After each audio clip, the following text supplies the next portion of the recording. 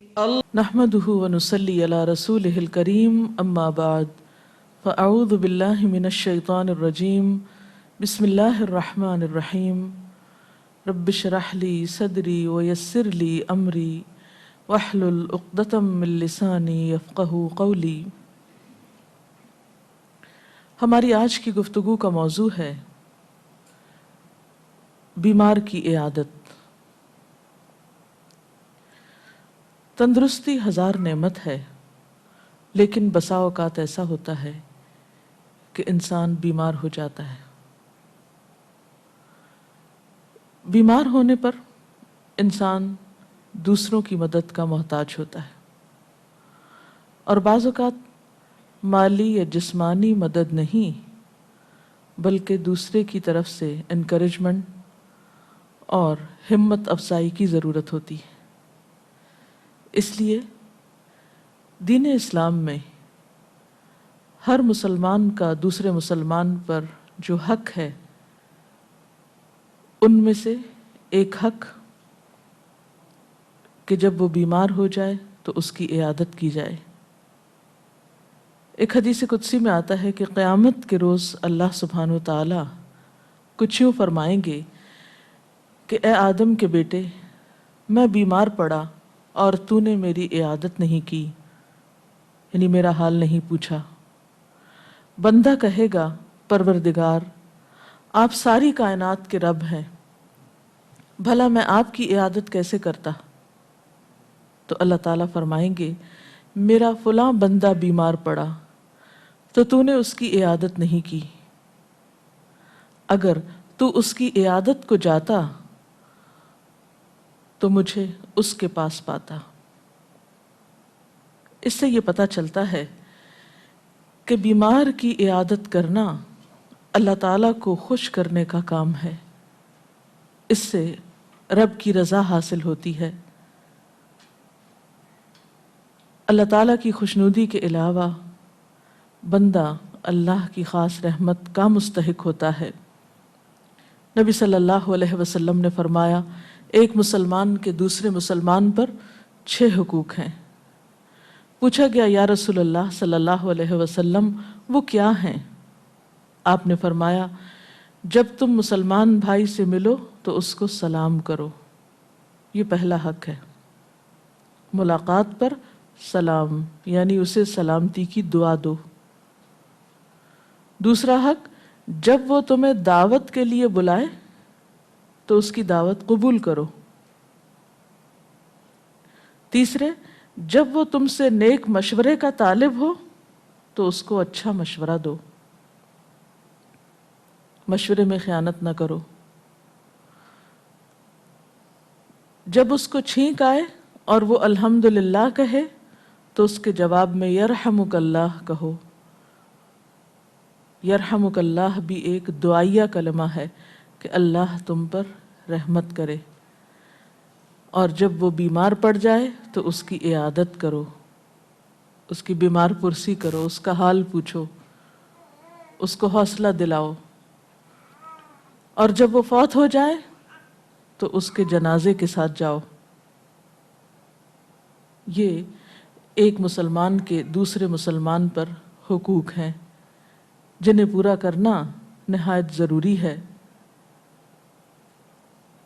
ان میں سے خاص طور پر حق عیادت، تو اس کے بارے میں آپ صلی اللہ علیہ وسلم نے فرمایا جس نے اپنے مسلمان بھائی کی عیادت کی وہ جنت کے بالا خانے میں ہوگا۔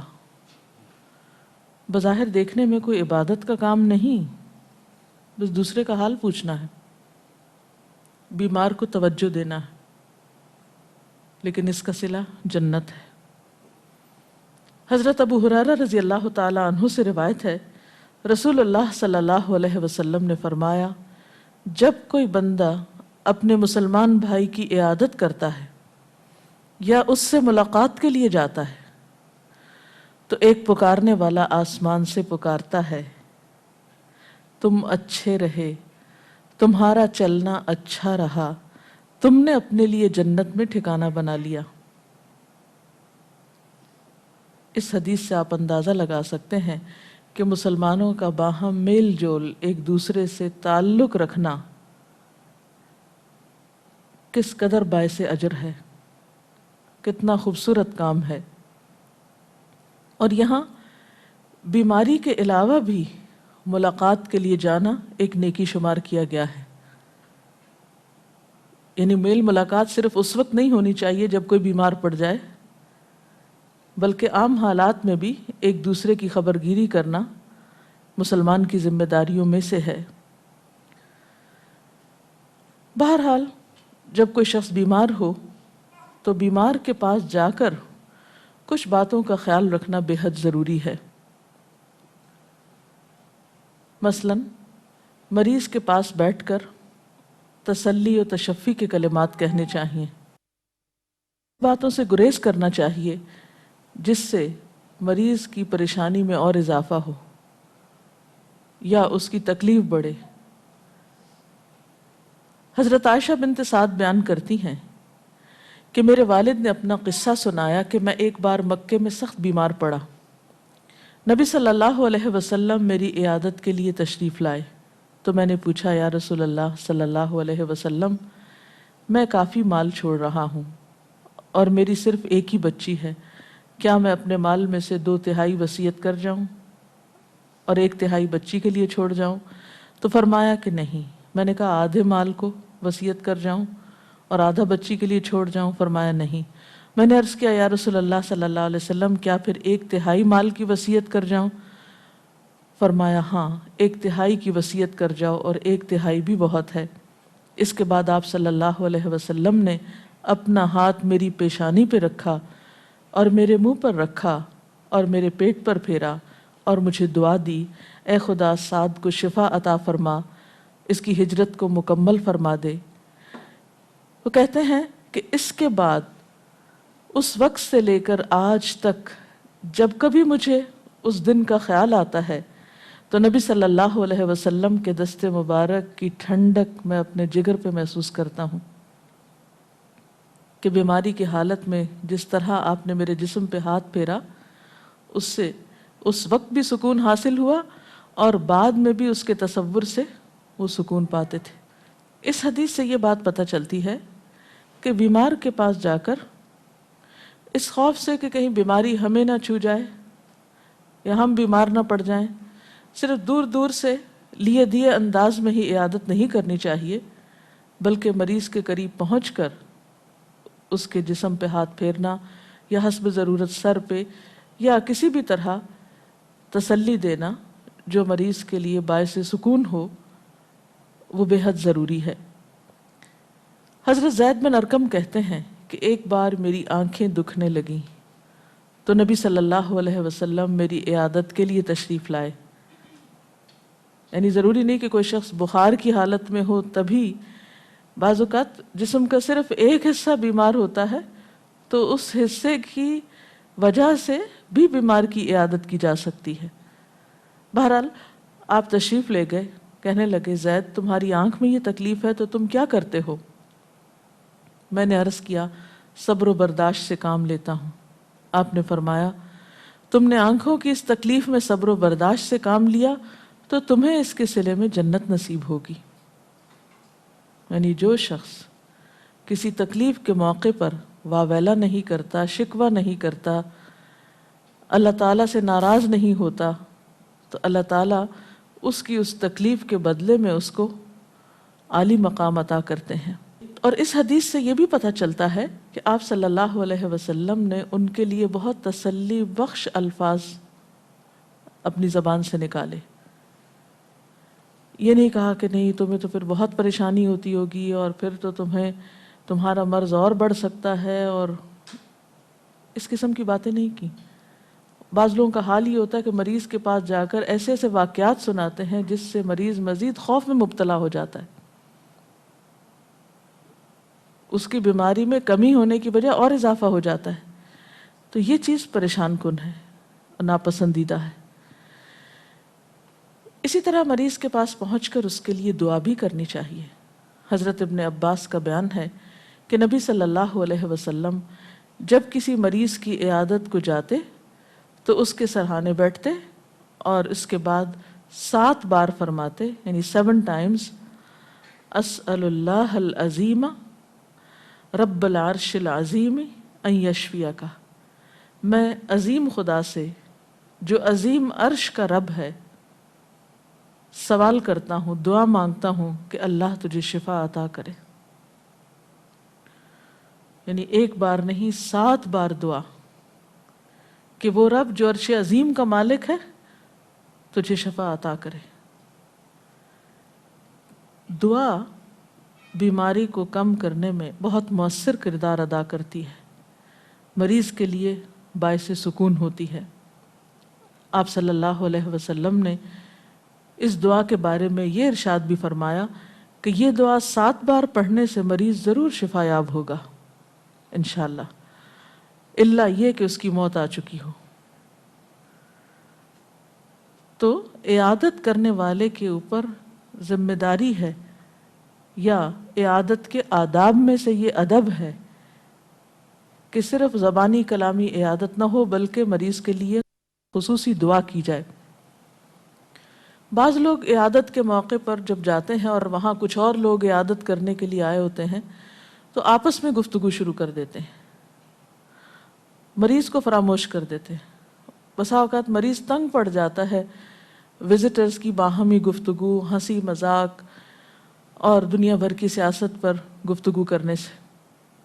ایسی چیزوں سے بھی پرہیز کرنا چاہیے۔ اس کے برعکس مریض کی دلچسپی کی بات کی جائے، جس چیز سے اسے خوشی ہو، سکون ہو، اس کا اہتمام کیا جائے۔ جو چیز اس کے لیے بیزار کن ہو، تکلیف میں اضافے کا سبب ہو، اس سے پرہیز کیا جائے، یہ بے حد ضروری ہے۔ اسی طرح بسا اوقات مریض اپنے مرض میں شکوہ کر رہا ہوتا ہے یا مایوسی کا شکار ہوتا ہے تو اس کی مایوسی کو بھی دور کرنا چاہیے، یا اگر وہ کوئی غلط بات زبان سے نکال رہا ہو تو اس کی اصلاح بھی کرنی چاہیے۔ حضرت جابر فرماتے ہیں کہ نبی صلی اللہ علیہ وسلم ایک خاتون ام الصائب کی عیادت کے لیے آئے۔ ام الصائب بخار کی شدت میں کانپ رہی تھی۔ پوچھا کیا حال ہے؟ خاتون نے کہا خدا اس بخار کو سمجھے، اس نے مجھے گھیر رکھا ہے، یعنی بخار کو برا بھلا کہنے لگی۔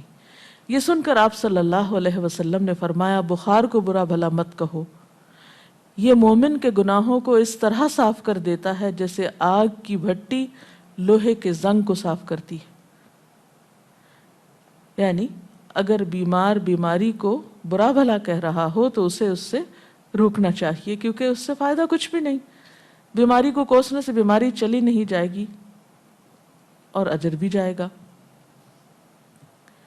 اسی طرح یہ بھی ہے کہ اگر کوئی غیر مسلم بیمار ہو تو اس کی عیادت کے لیے بھی جانا چاہیے۔ حضرت انس کا بیان ہے کہ ایک یہودی لڑکا آپ صلی اللہ علیہ وسلم کی خدمت کیا کرتا تھا۔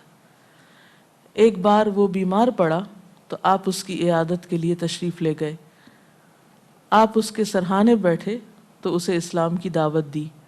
لڑکا اپنے باپ کی طرف دیکھنے لگا جو پاس ہی موجود تھا، تو اس نے اشارے سے کہا کہ ابو القاسم کی بات مان لو۔ چنانچہ وہ لڑکا مسلمان ہو گیا۔ نبی صلی اللہ علیہ وسلم اس کے یہاں سے یہ کہتے ہوئے باہر آئے، شکر ہے اس ذات کا جس نے اس لڑکے کو جہنم سے بچا لیا، آگ سے بچا لیا۔ تو اس سے یہ بات پتہ چلتی ہے کہ مریض کے پاس جا کر اسے نیکی کی تلقین کی جا سکتی ہے، برائی سے روکا جا سکتا ہے، اس کی عبادات کی فکر کی جا سکتی ہے۔ مثلاً اگر وہ نماز پڑھنا چاہتا ہے تو اس کو تیمم کرانے میں آپ مدد کر سکتے ہیں، اٹھا کر بٹھانے میں مدد کر سکتے ہیں، نماز ادا کرنے میں مدد دے سکتے ہیں، سہارا دے سکتے ہیں۔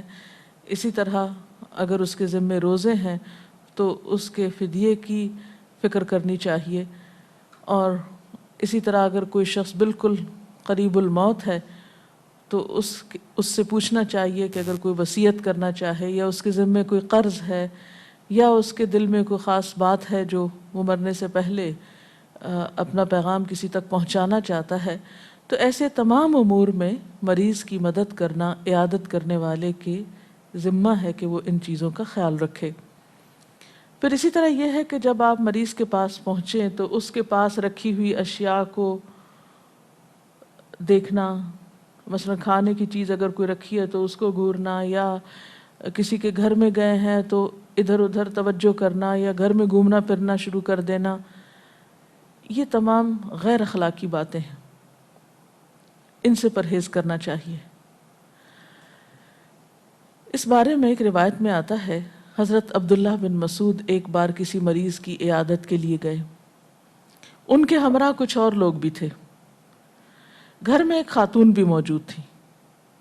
ان کے ساتھیوں میں سے ایک صاحب ایک خاتون کو گھورنے لگے۔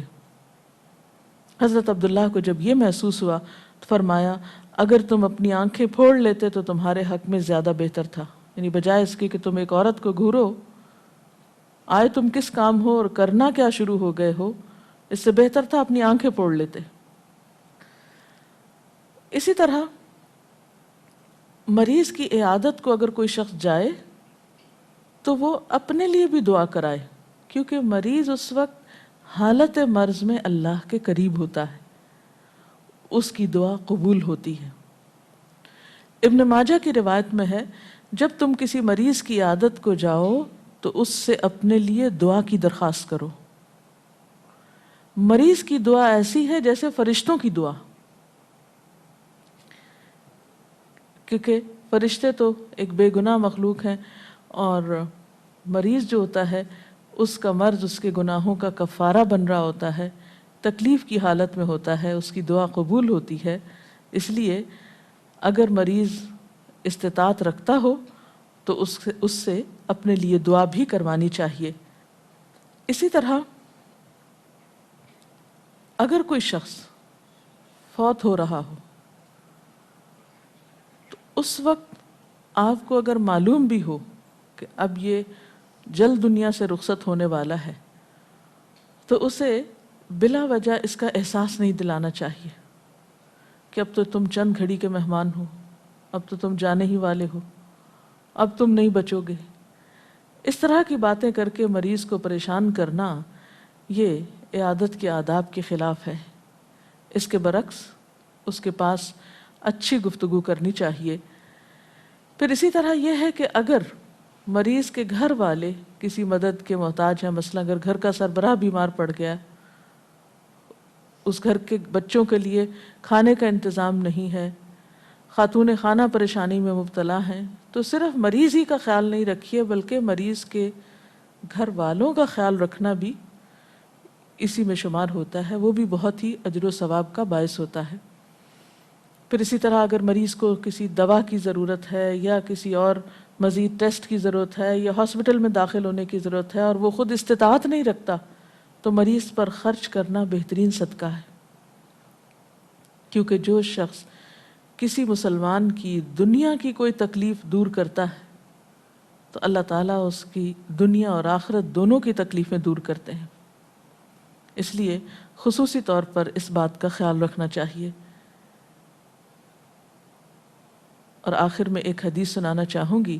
نبی صلی اللہ علیہ وسلم نے فرمایا، جو مسلمان کسی مسلمان کی بیمار پرسی کے لیے صبح کے وقت جائے، شام تک 70,000 فرشتے اس کے لیے دعائے بخشش کرتے ہیں، اور اگر کوئی شام کے وقت جائے تو صبح تک 70,000 فرشتے اس کے لیے دعائے مغفرت کرتے ہیں۔ آپ دیکھیے کہ ایک عمل آپ کا اپنا ہے کہ آپ اپنے لیے خود دعا کریں یا چند لوگوں سے کہیں تو وہ آپ کے لیے دعا کریں، اور ایک آپ ایسا عمل کرتے ہیں کہ جس کی بنا پر 70,000 فرشتے آپ کے لیے دعا کرتے ہیں، تو گویا عیادت کرنا کوئی معمولی کام نہیں، بے حد اجر و ثواب کا کام ہے۔ اس لیے نبی صلی اللہ علیہ وسلم کے الفاظ کے مطابق اطعم الجائع وعود المریض وفک العانی، بھوکے کو کھانا کھلاؤ، بیمار کی عیادت اور خدمت کرو، اور قیدی کو چھڑاؤ۔ یہ وہ باتیں ہیں خوبصورت ہمارے دین کی جن پر عمل کر کے ہمارا معاشرہ ایک خوشحال معاشرہ بن سکتا ہے۔ اللہ تعالی ہمیں ان نیکیوں کی توفیق عطا فرمائے۔ اس سلسلے میں اگر کوئی سوال ہے آپ کے ذہن میں تو آپ کر سکتے ہیں۔ عموماً ہمارے یہاں یہ ہوتا ہے کہ جب مریض کی عیادت کے لیے جاتے ہیں تو پھول یا پھل وغیرہ لے کے جاتے ہیں، تو اس کے بارے میں کوئی رہنمائی کریں گے، کیا چیز لے جانی چاہیے؟